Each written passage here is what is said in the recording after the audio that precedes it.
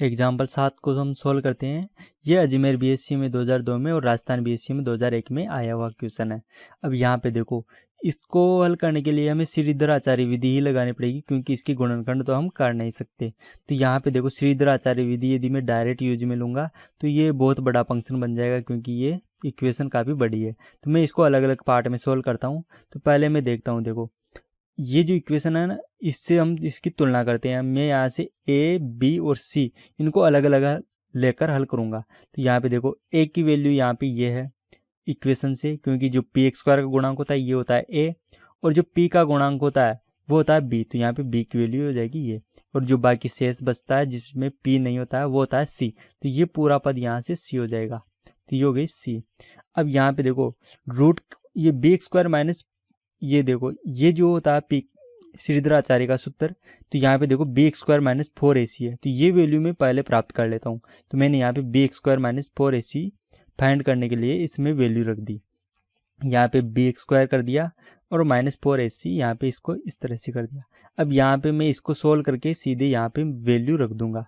तो मैं यहाँ पे इसको सोल्व करता हूँ तो आएगी ये इक्वेशन। अब देखो ये कैसे आई, यहाँ पे एक्स स्क्वायर वाई स्क्वायर और ये साइन एल्फा, ये पूरे पद में कॉमन आ रहा है। यहाँ पे साइन की पावर 4 है, तो यहाँ पे हमने साइन एक्स स्क्वायर कॉमन लिया है, क्योंकि यहाँ पे देखो यहाँ पे साइन एक्स स्क्वायर है, इसलिए केवल साइन एक्स स्क्वायर ही कॉमन लिया है।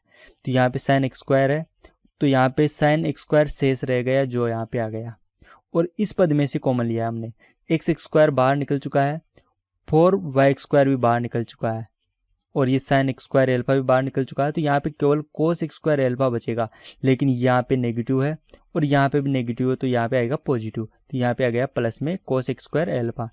और ये जो वाई एक्स स्क्वायर है, तो वाई एक्स स्क्वायर के साथ तो साइन भी नहीं है और एक्स एक्स स्क्वायर भी नहीं है, तो हमने इसको अलग लिख दिया यहाँ पे 4y स्क्वायर और ये वाई एक्स स्क्वायर, तो वाई की पावर 4 हो जाएगा। तो ये हो गया वाई की पावर 4, और ये कोस एक्स स्क्वायर एल्फा, तो ये यहाँ पे आ गया कोस एक्स स्क्वायर एल्फा।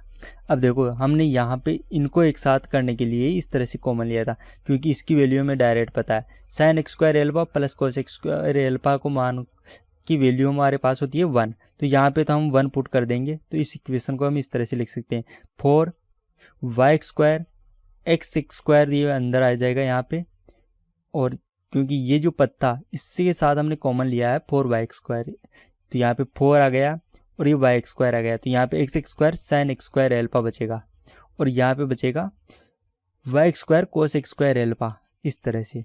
अब ये जो वैल्यू है मैं डायरेक्ट यहाँ पे रखूँगा। तो आगे सोल्व करते हैं। तो p का मान यहाँ पे आ जाएगा, b की वैल्यू रख दी मैंने, और यहाँ पे ये वैल्यू भी यहाँ पे रख दी है मैंने।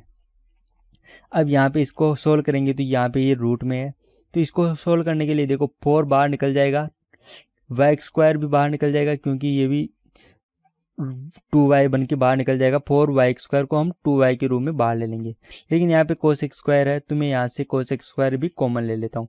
यहाँ से कोस एक्स स्क्वायर कॉमन लूँगा तो यहाँ पे बन जाएगा tan एक्स स्क्वायर एल्फा, और यहाँ पे केवल y स्क्वायर बचेगा, तो कॉमन लेते हैं हम, इस तरह से हो जाएगा p। और ये यहाँ पे देखो, यहाँ पे y है तो y तो कैंसिल हो जाएगा, 2y भी कैंसिल हो जाएगा, लेकिन यहाँ पे एक y एक्स्ट्रा है, तो उस y को मैंने पहले से इधर गुणा कर दिया p के साथ, तो एक y तो यहाँ पे चली गई और एक y बचा, यानी कि यहाँ पे अब वाई स्क्वायर नहीं 2y बचेगा। 2y यहाँ पे कैंसिल कर देगा, और ये कोस एक्स स्क्वायर यहाँ पे भाग में जाएगा साइन के, तो ये हो जाएगा tan एक्स स्क्वायर एल्फा।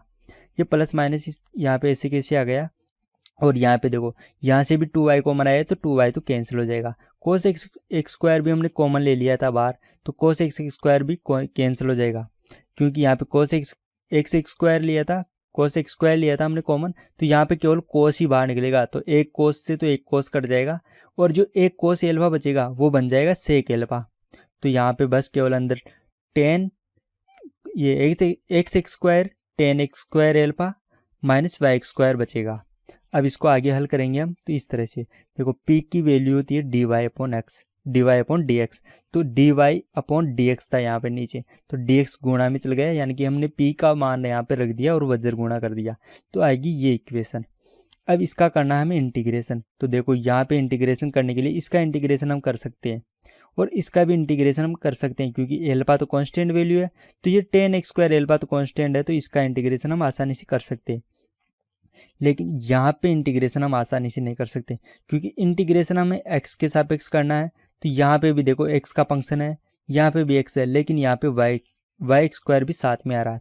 तो इसका इंटीग्रेशन तो हम कर नहीं सकते, लेकिन मुझे यहाँ पे दिख रहा है देखो, इसका जब अवकलन करेंगे हम तो आएगा 2x tan x square alpha. तो यहाँ पे दिख रहा है देखो, x तो दिख रहा है, 2 नहीं दिख रहा, बाकी सारा फंक्शन यहाँ पे है। और इसका भी अवकलन करेंगे हम तो आएगा 2y, तो 2 नहीं है, y तो यहाँ पे है। और x का भी करेंगे एक बार तो x का अलग से होगा तो वो 1 हो जाएगा, तो y स्क्वायर बनता है। यानी कि कुछ इसका अवकलन यहाँ पे हमें बन रहा है यहाँ पे, तो हम इसको इस तरह से लिखते हैं। ये जो लास्ट इक्वेशन हमारे पास ये आई थी, तो अब हम इसका यहाँ पे अवकलन हमें इधर दिख रहा है, तो हम इसको पक्षांतरण करके उधर ले लेते हैं। तो हम इसको इस तरह से लिखते हैं, ये tan x स्क्वायर एल्फा था, तो इसका पूरा ये जो फंक्शन था इसका पक्षांतरण करके हमने इस तरफ ले लिया, और ये जो पूरा फलन था इसको मैंने बटे में ले लिया यहाँ पे, क्योंकि हम यहाँ पे निरीक्षण विधि लगा रहे हैं, बाय इन्फेक्शन मेथड से इसको हल कर रहे हैं। और ये प्लस माइनस सेक था तो ये यहाँ पे इस तरफ रह गया। अब देखो ये जो पूरा फंक्शन है ये इसके अवकलन से बन रहा है, या आप इसका डायरेक्ट फॉर्मूला यूज में ले सकते हो निरीक्षण विधि में। तो इसका फॉर्मूला होता है ये, यहाँ पे ये होता है, क्योंकि यहाँ पे देखो इसका जो मेन फॉर्मूला था ये, इसमें और इसमें केवल माइनस चिन्ह का अंतर था, तो यहाँ पे माइनस चिन्ह कॉमन ले लिया और इसको इस तरह से लिखा है। तो अब यहाँ पे देखो इसको हम डायरेक्ट इस तरह से लिखते हैं, ये इसका स्टैंडर्ड फॉर्म है, या आप इस तरह से समझ सकते हो कि इसका अवकलन करने के बाद हमें ये मिलता है। तो अब इसका इंटीग्रेशन करेंगे हम पूरे फलन का। तो यहाँ पे देखो ये तो कांस्टेंट है, तो यहाँ पे केवल dx का अवकलन होगा, ये समाकलन होगा, तो यहाँ पे dx का समाकलन करेंगे तो इसका इंटीग्रेशन होगा इस तरह से। ये पूरा फंक्शन यहाँ पे इस तरह से आ गया, और यहाँ पे sec x तो ऐसे कैसे आ गया, और dx का इंटीग्रेशन हो गया x, और एक कांस्टेंट आना चाहिए c, तो मैंने यहाँ पे c लगा दिया। अब यहाँ पे देखो यहाँ पे तो ये प्लस माइनस है, लेकिन यहाँ पे तो मैंने प्लस माइनस लिखा है नहीं, क्योंकि मैंने ये प्लस माइनस यहाँ पे लगा दिया, क्योंकि यहाँ पे प्लस माइनस लगाओ या यहाँ पे लगाओ कोई फर्क नहीं पड़ने वाला। अब यहाँ पे देखो ये रूट में है और यहाँ पे प्लस माइनस 2 केस है, तो हम यहाँ पे दोनों तरफ वर्क कर दें तो ये प्लस माइनस भी हट जाएगा और ये रूट भी हट जाएगा। तो मैं वर्क करता हूँ दोनों तरफ मैंने वर्क किया तो बन गया ये। यहाँ पे इसका वर्क करेंगे तो एक बार तो इसका ये वर्ग होगा, दूसरी बार इसका होगा, एक बार इन दोनों का गुणनफल, यानी कि मैं यहाँ पे ये यूज में ले रहा हूँ a प्लस बी का होल एक्स स्क्वायर। तो यहाँ पे आएगा a square plus B x square plus A B 2ab। तो अब यहाँ पे a माइनस में है तो यहाँ पे ये माइनस का चिन्ह आ जाएगा यहाँ पे इसके साथ में। तो यहाँ पे देखो ये माइनस का चिन्ह इसीलिए आया है क्योंकि ये माइनस में था यहाँ पे। अब इसका इंटीग्रेशन हो गया, तो यहाँ पे देखो x को मैं कॉमन ले सकता हूँ, यहाँ पे ये पे x स्क्वायर है, यहाँ पे भी x स्क्वायर है, तो इसको मैं एक साथ में ले सकता हूँ यहाँ पे, तो ये बन जाएगा ये इस तरह से। और यहाँ पे ये y स्क्वायर पहले से था तो ये y स्क्वायर यहाँ पे आ चुका है, और ये c स्क्वायर माइनस x।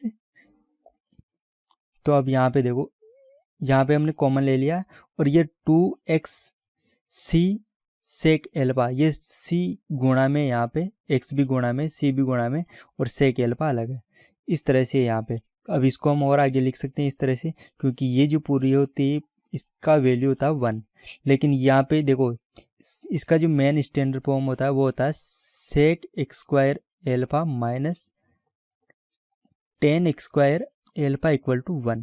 तो यहाँ पे देखो माइनस कॉमन लेने के बाद ही ये बनेगा, इसलिए यहाँ पे माइनस का 1 आएगा। तो यहाँ पे माइनस आ गया एक्स स्क्वायर और ये आएगा माइनस वाई स्क्वायर। अब हम इसको इस तरह से लिख सकते हैं, क्योंकि एक तरफ होना चाहिए 0 और दूसरी तरफ होना चाहिए पूरा फंक्शन, तो मैंने इसको इस तरह से लिख दिया। ये एक्स इस साइड में आ गया, वाई भी इस साइड में आएगा, तो ये हो गया तो यहाँ पे ये इसका संपूर्ण हल प्राप्त हो चुका है। ये एग्जाम्पल 7 का संपूर्ण हल है।